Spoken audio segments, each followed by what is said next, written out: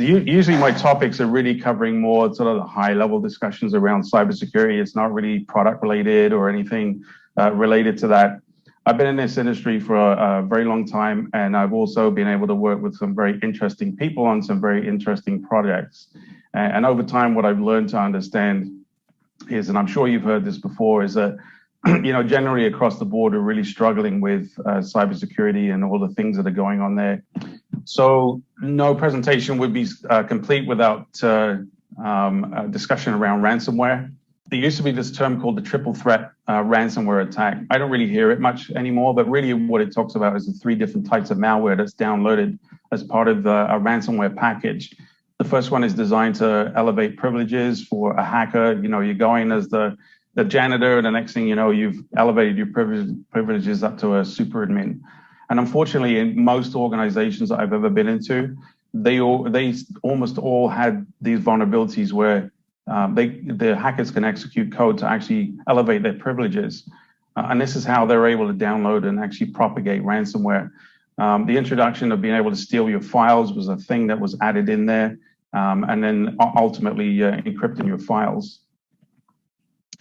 I just wanted to cover off the WannaCry thing. I know this is pretty old. I know this happened back in 2017, but it's unfortunately something that keeps repeated over and over and over again. The patch for this was available in February. The actual ransomware, when it kicked off, was in May. So there was a few months gap between when the patch was available. There was an emergency message that was sent from Microsoft saying that you needed to patch your system straight away.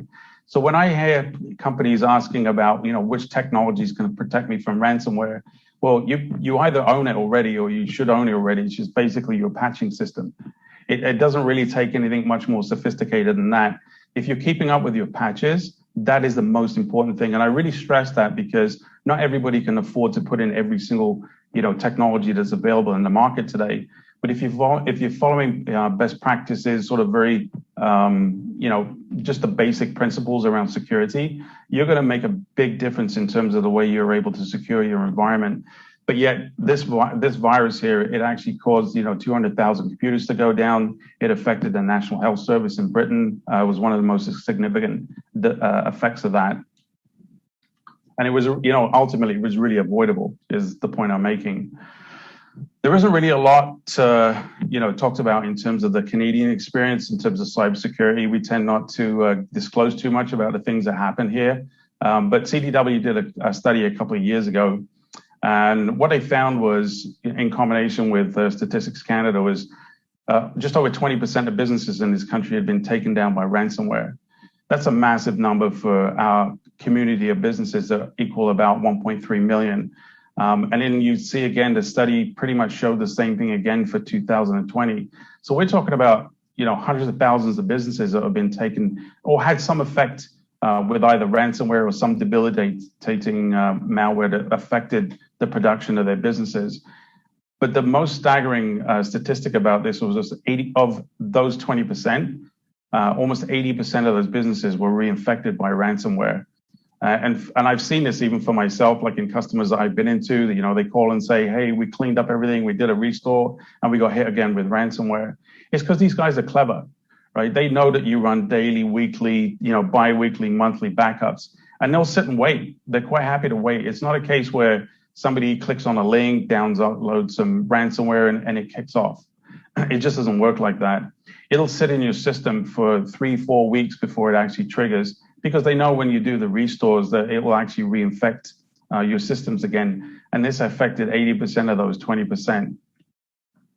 Might want to take a note of this. Not sure if you're aware of this, but Interpol actually has a website. It's called No More Ransom. And what they're trying to do is collect as many ransomware keys as possible. So in the event that you do happen to get hit with maybe a ransomware that was a little bit older, the keys potentially are on this website. Obviously, they don't have everything there is available because these things are coming out new all the time. One of the other things that I've seen we're really struggling with in the industry is the cybersecurity talent crunch. In the early days when I first read this, it's pretty staggering to think that maybe there's not enough people that are going through the training that the colleges and the universities are offering. But then over time, I started realizing when I started looking at the job ads that were being posted, I was thinking, really what they're asking for is kind of crazy, because it almost reads like they're looking for astronauts and they're looking for, fighter pilots and people who have been to Mars and back. Like it's a really unrealistic expectation to think that you're going to be able to find people that have all of these experiences that any company would be looking for. Because really, like any IT person, if there's IT people that are on this presentation today, anybody can be turned into a security person. Actually, if you have the requisite background, you really just need to get the right training and develop the right mindset, and away you go. I remember hiring a guy a few years ago.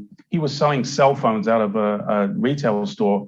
He now works for one of the biggest cybersecurity companies in Canada as a pen tester, which is a really advanced cybersecurity skill, actually. But it really comes down to the fact that, how willing are you to learn this business? And so what I would say to HR departments is you got to really look at what you're trying to do when you're trying to hire people.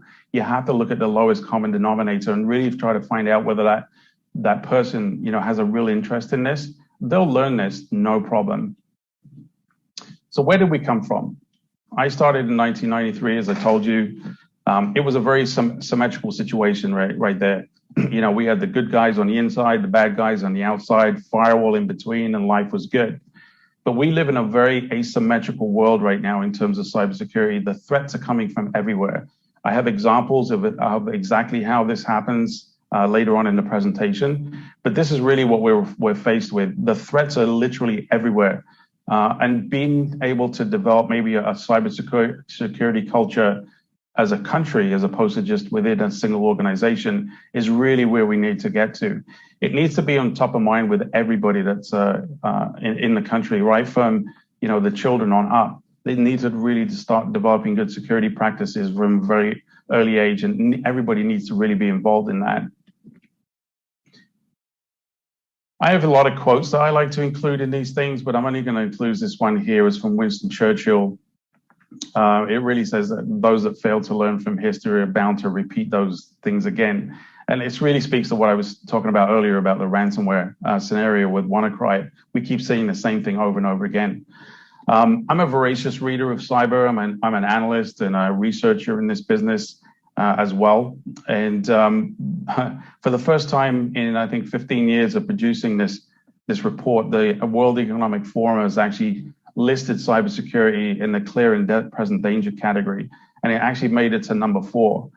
And if you think about the effect that the cybersecurity incidents that are having on the economy, as well as the livelihoods of the people working at companies that are affected by these things, as well as the fact that companies are going out of business because of this, it truly is a real problem. It's affecting our infrastructure. We're at risk at so many different areas across the board.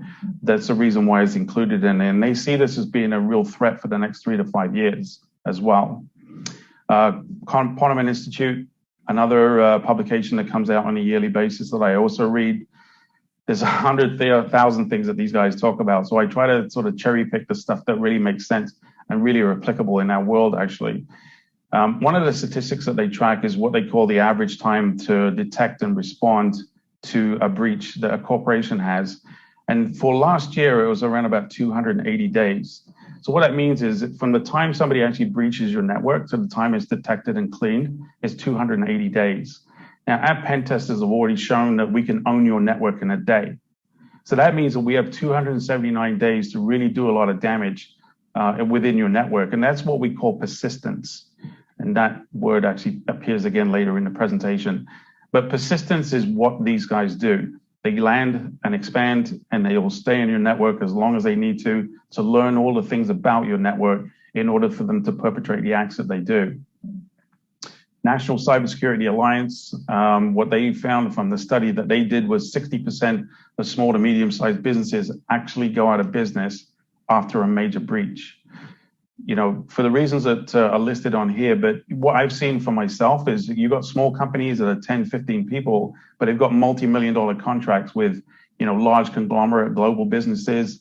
If they get breached and they lose data for those companies, you're not really going to survive that because A, you might be in breach of contract with those companies, but B, the credibility that you had with them before is just literally going to be gone. And for a lot of these companies, because they've got very specific IP or some, wonderful gadget that they were able to use for the business that they were doing with these companies, they're in a very niche market. And once they lose that credibility, nobody else is going to trust them. And so again, not following industry best practice is the reason why these companies are getting into trouble. Another area that we've seen actually that's growing as a real problem is nation state activity. If you've never heard of the term sock puppets, what that means is these nation states and other actors are creating millions of fake accounts on Twitter and Facebook. And the whole idea is to really set up and impose their form of propaganda on developed societies. The whole intent is to really interfere with our democracies. They interfere with us individually, and is to pit us against each other. That's what they do in this, and they're using cyber means to be able to do this. As an example, like if you've seen and heard of anybody talking about tracking chips that are in the vaccines that have been put in there, this all comes from misinformation or disinformation that's on these websites, and it's a real problem because unfortunately it's working for a lot of the populations. And again, it's another threat to us as well. So the point being is that, understanding who has the best firewalls in the marketplace it's really just a small aspect of the overall challenge that we have in this industry. You really need to develop a strategic roadmap. It's so important for the future of protecting our infrastructure. And, every citizen in the country, deserves to have their data protected and their privacy protected. And this is the way you do it. And that's it.